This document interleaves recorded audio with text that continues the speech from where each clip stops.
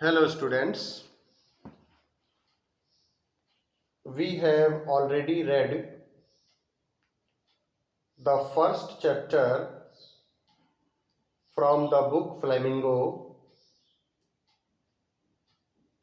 The name of the first chapter is The Last Lesson. It has been written by Alphonse Daudet, a famous French novelist and short story writer. Today, here is a long answer type question for you. I will discuss it clearly. Listen to me very carefully.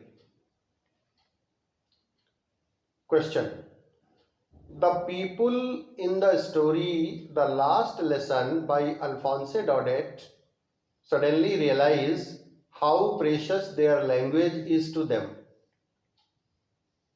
The Last Lesson जो कि story है अल्फोंसे डॉडेट की, इसमें लोग अचानक महसूस करते हैं कि उनकी लैंग्वेज उनके लिए कितनी प्रेशस है. उनकी मदर टंग फ्रेंच लैंग्वेज उनके लिए कितनी प्रेशियस है, मीन्स कितनी कीमती है, कितनी मूल्यवान है. What illustrates this? Why does this happen? ऐसा वह क्यों महसूस करते हैं? ऐसा किस कारण से उनको महसूस होता है?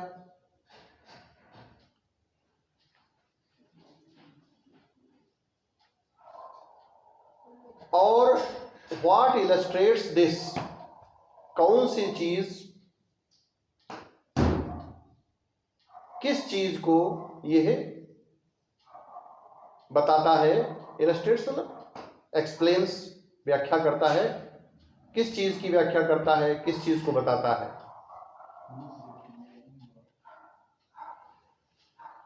Answer: In the story The Last Lesson by Alphonse Daudet, the French districts of Alsace and Lorraine had passed into Prussian hands. The Last Lesson story में, जो कि अल्फोंसे डॉडेट के द्वारा लिखी गई है, आप जानते हैं कि Alsace and Lorraine French districts. एक बार फिर से सुनिए. अल्फोंसे डॉडेट की लिखी हुई द लास्ट लेसन जो स्टोरी है, इसमें फ्रांस के Alsace and Lorraine districts Prussian hands में, यानी प्रशियन की तरफ चले जाते हैं. प्रशियन मतलब जर्मनी, जर्मनी की तरफ चले जाते हैं. अर्थात जर्मनी या प्रशिया का उन पर अधिकार हो जाता है. In the story The Last Lesson by Alphonse Daudet, the French districts of Alsace and Lorraine had passed into Prussian hands. Hence, they received an order from Berlin that only German language was to be taught in the schools of Alsace and Lorraine. इसीलिए उनको Berlin से आदेश प्राप्त हुआ. Hence they received an order from Berlin. Berlin German की capital, German की राजधानी. वहां से उनको आदेश प्राप्त हुआ. क्या आदेश प्राप्त हुआ? ऑर्डर प्राप्त हुआ that only German language was to be taught in the schools of Alsace and Lorraine. कि अल्सेस एंड लॉरेन डिस्ट्रिक्ट्स के स्कूल्स में, विद्यालयों में केवल जर्मन लैंग्वेज ही पढ़ाई जाएगी। अब फ्रेंच लैंग्वेज जो उनकी मदर टंग है वो नहीं पढ़ाई जाएगी।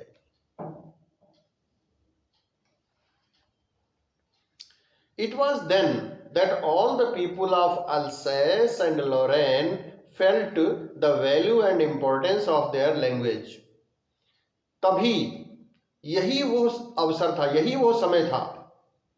कौन सा समय? जब वहां से उनको ऑर्डर प्राप्त हुआ। अल्सैस एंड लॉरेन डिस्ट्रिक्ट्स, जो फ्रांस के फ्रेंच जो डिस्ट्रिक्ट्स थे, जब वहां के लोगों को ये ऑर्डर प्राप्त हुआ कि अब अल्सैस और लॉरेन के स्कूल्स में केवल जर्मन लैंग्वेज ही पढ़ाई जाएगी, तब उनको, it was then that all the people of Alsace and Lorraine, तभी माने उस समय अल्सैस और लॉरेन के लोगों को यह महसूस हुआ, क्या महसूस हुआ? Felt the value and importance of their language. उन्हें अपनी लैंग्वेज माने अपनी फ्रेंच लैंग्वेज जो मदर टंग उनकी थी, उसका इंपॉर्टेंस, उसकी वैल्यू उनको महसूस हुई, उन्होंने महसूस किया।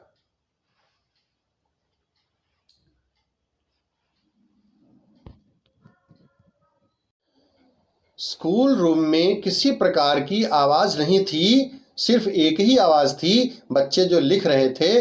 तो आप देखते हैं कभी कभी पेन चलाने से हल्की सी सरसराहट की जो आवाज, हल्की सी स्क्रैचिंग की आवाज आती है, बस वही आवाज थी और कोई आवाज नहीं थी। पूरा स्कूल रूम जो था वो एकदम पीसफुल था।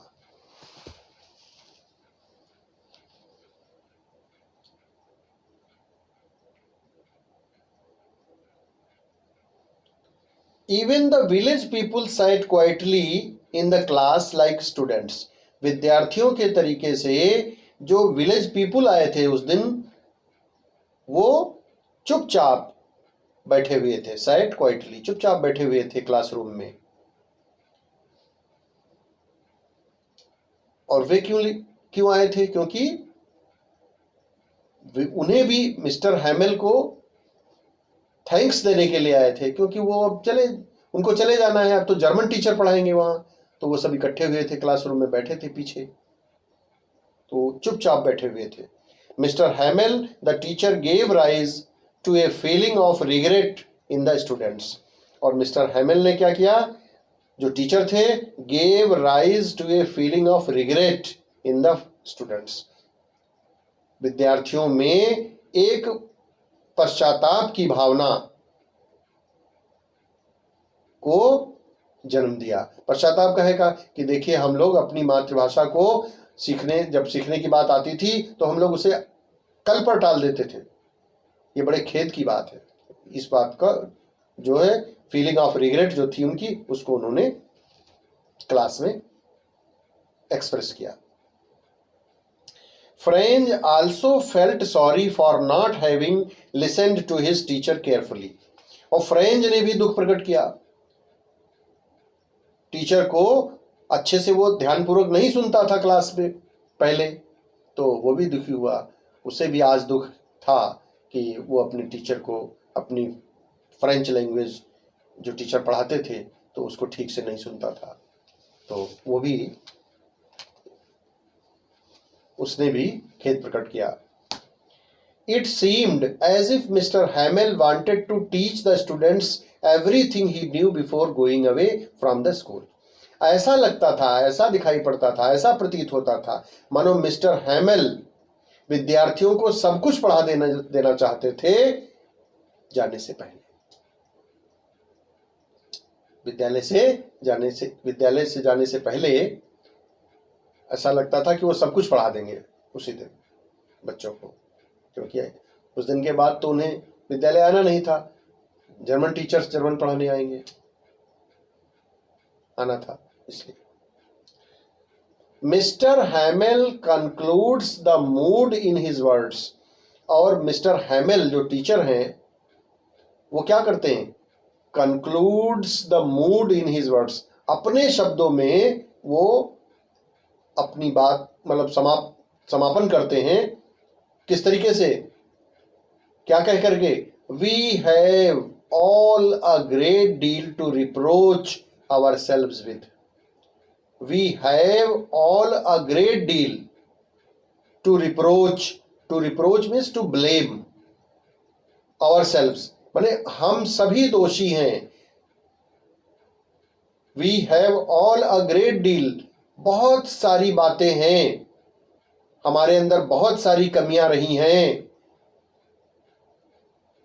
जिनके लिए हमें हम लोग अपने को कोसने के लिए, अपने को रिप्रोच करने के लिए